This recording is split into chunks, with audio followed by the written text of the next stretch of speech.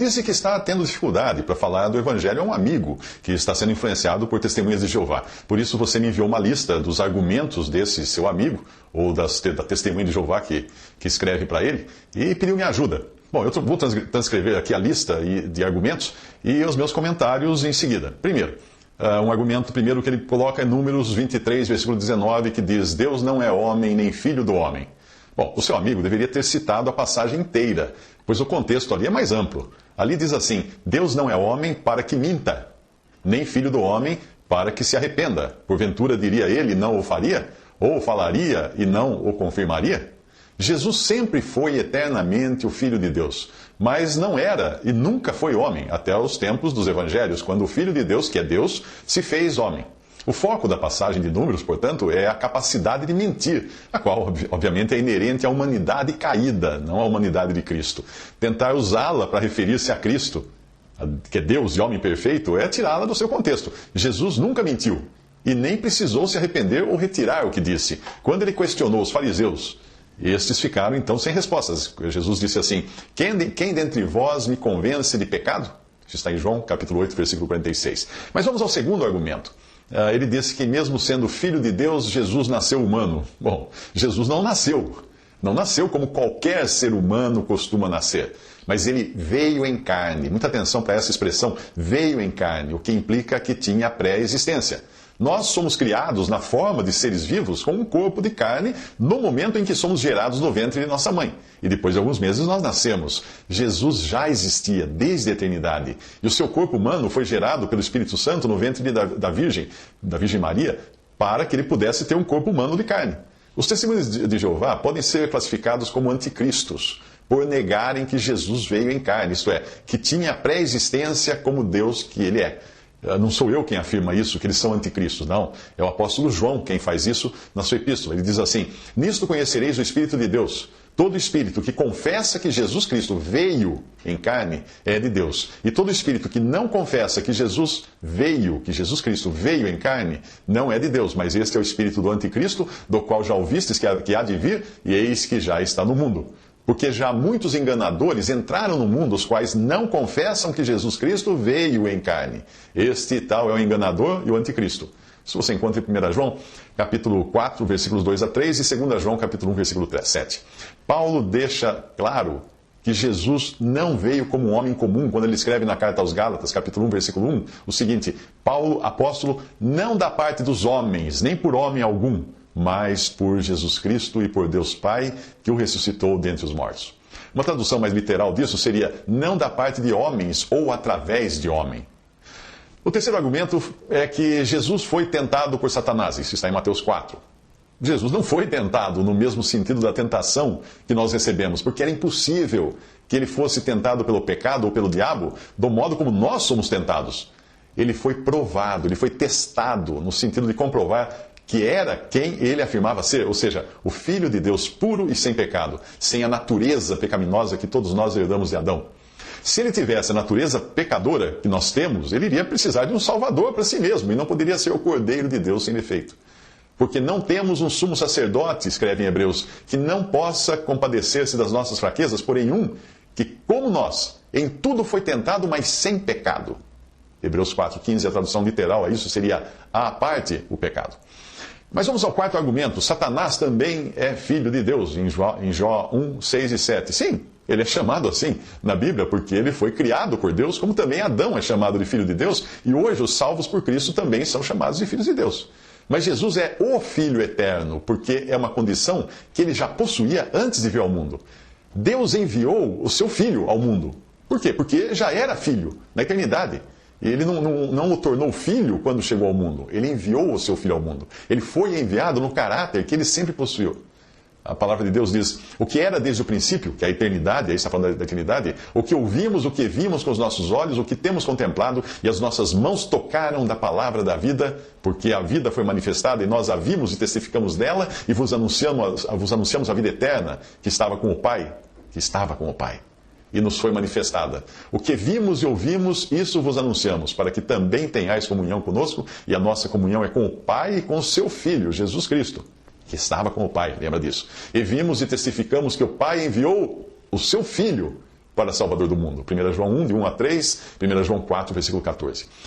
Outro argumento seria que Deus não pode ser provado ou tentado, Tiago 1,13. Não pode mesmo, porque o sentido de Tiago é o da tentação que encontra resposta na natureza pecaminosa que nós temos. Jesus nasceu sem essa natureza caída que nós possuímos. Ele foi gerado pelo Espírito Santo no ventre da Virgem, algo inusitado em todos os sentidos. A entrada do Filho de Deus no mundo, mesmo vindo em carne, não poderia ser igual ao nascimento convencional de um pecador. Se você colocar o contexto do versículo, vai perceber o seguinte: mas cada um é tentado quando atraído e engodado pela sua própria concupiscência. Depois, havendo a concupiscência concebido, dá à luz o pecado, e o pecado, sendo consumado, gera morte. É isso que diz Tiago 1, versículos 14 a 15, da tentação meramente humana, de seres caídos e com a natureza pecaminosa como eu e você. Sexto argumento foi que Jesus foi batizado por João Batista, em Mateus 3,16. Sim, sem dúvida que foi. Mas isso foi um ato solidário que ele fez para com os que estavam sendo batizados, porque o batismo de João Batista era para arrependimento, e Jesus não tinha nada de que se arrepender. O sentido do que ele fez é o mesmo de uma mãe que rapa a cabeça para ficar parecida com a filha que está passando por um processo, um tratamento de quimioterapia. Muitos pais e muitas mães fazem isso, e às vezes amigos até. O próprio João Batista se surpreendeu do desejo de Jesus ser batizado, mas aí ele deixou claro a razão. Jesus, porém, respondendo, disse-lhe: deixa por agora, porque assim nos convém cumprir toda a justiça. Então ele o permitiu. E sendo Jesus batizado, saiu logo da água, e eis que se lhe abriram os céus, e viu o Espírito de Deus descendo como pomba e vindo sobre ele. E eis que uma voz dos céus dizia: este é o meu Filho amado, em quem me comprazo. Mateus 3, de 15 a 16. Foi bom o seu amigo citar esse argumento dos Testemunhas de Jeová, porque, se você reparar, verá que a passagem mostra exatamente a Trindade numa mesma cena. Jesus sai da água, o Espírito Santo vem sobre ele como uma pomba, e a voz do Pai é ouvida dos céus.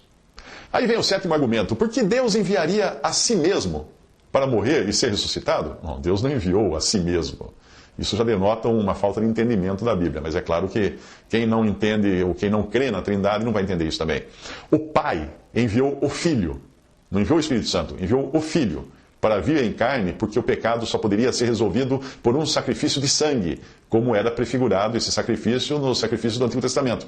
Esse mesmo homem, Jesus, que hoje está ressuscitado num corpo de carne e ossos, algo que os testemunhas de Jeová negam, que seja um corpo de carne e ossos, esse mesmo homem virá outra vez julgar. E aí os homens pecadores impenitentes serão julgados não por um Deus que nunca soube o que é andar neste mundo, mas pelo Filho do homem, que é Deus, mas também é homem. É por isso que ele é apresentado como Filho do homem na sua relação com a humanidade. Assim como o pecado entrou na criação por um homem, a salvação só pode ser obtida pela fé em um único homem. E a condenação será lavrada por um juiz justo na condição de homem, que é Cristo Jesus. Veja a passagem: mas não é assim o dom gratuito como a ofensa, porque se pela ofensa de um morreram muitos, muito mais a graça de Deus e o dom pela graça, que é de um só homem, Jesus Cristo, abundou sobre muitos. Romanos 5,15. E outra passagem: porque há um só Deus, e um só mediador entre Deus e os homens, Jesus Cristo, homem. 1 Timóteo 2,5. Mais uma: sabemos que já o Filho de Deus é vindo, e nos deu entendimento para conhecermos o que é verdadeiro, e no que é verdadeiro nós estamos. Isto é, em seu Filho Jesus Cristo. Este é o verdadeiro Deus e a vida eterna. 1 João 5,20, falando de Jesus. Outra passagem: conjuro-te, pois, diante de Deus e do Senhor Jesus Cristo, que há de julgar os vivos e os mortos na sua vinda e no seu reino, os quais hão de dar conta ao que está preparado para julgar os vivos e os mortos. E nos mandou pregar ao povo e testificar que Ele é o que por Deus foi constituído juiz dos vivos e dos mortos. 2 Timóteo 4:1 e 5, 4:1, versículo 1 e 5, e também Atos 10:42. Isso mostra que o juízo vai ser feito por um homem. Homens serão julgados por um homem, que, por sinal, é o Filho de Deus, feito homem. O oitavo argumento do seu amigo é que Jesus teve medo, em Mateus 26:42. Sim, claro que teve, porque homens sentem medo, e ele temeu o que estava diante de si, ser feito pecado na cruz e suportar o juízo eterno nas 3 horas de trevas. Ele não só sentiu medo, ele sentiu também sede, em João 19:28, ele sentiu fome, em Mateus 4:2, ele sentiu cansaço, em João 4:6, etc. Embora sendo perfeitamente divino, ele também era perfeitamente humano. Porque Jesus, sendo em forma de Deus, não teve por usurpação ser igual a Deus, mas esvaziou-se a si mesmo, tomando a forma de servo, fazendo-se semelhante aos homens, e achado na forma de homem, humilhou-se a si mesmo, sendo obediente até a morte e morte de cruz. Por isso também Deus o exaltou soberanamente e lhe deu um nome que é sobre todo nome, para que ao nome de Jesus se dobre todo o joelho dos que estão nos céus e na terra e debaixo da terra, e toda língua confesse que Jesus Cristo é o Senhor, para a glória de Deus Pai. Filipenses 2, de 6 a 11. E cabe aqui uma palavra de alerta. O seu amigo que está sendo influenciado por Testemunho de Jeová, teve essas duas dúvidas, ótimo, você agora vai ajudá-lo a esclarecer essas dúvidas, mas a palavra de Deus diz para nós não recebermos em casa alguém que vem e não confessa a doutrina de Cristo. Que doutrina de Cristo é essa? De que Jesus Cristo veio em carne, de que Ele é Deus e veio em carne, se tornou homem. Obviamente não é para você receber em casa e nem saudar uma pessoa de uma religião que não confessa que Jesus Cristo veio em carne, que Jesus é Deus vindo em carne. Claro que você pode conversar com uma pessoa assim, pode trabalhar com uma pessoa assim, pode contratar uma pessoa para trabalhar assim com você, pode estudar ao lado de um colega de escola assim, mas se ele vem até você, até sua casa, no caráter de alguém que quer trazer ensinamentos contrários à doutrina de Cristo, não receba e nem dê a ele uma saudação. É isso que fala o apóstolo João nas suas epístolas. Visite respondi.com.br. Visite 3minutos.net.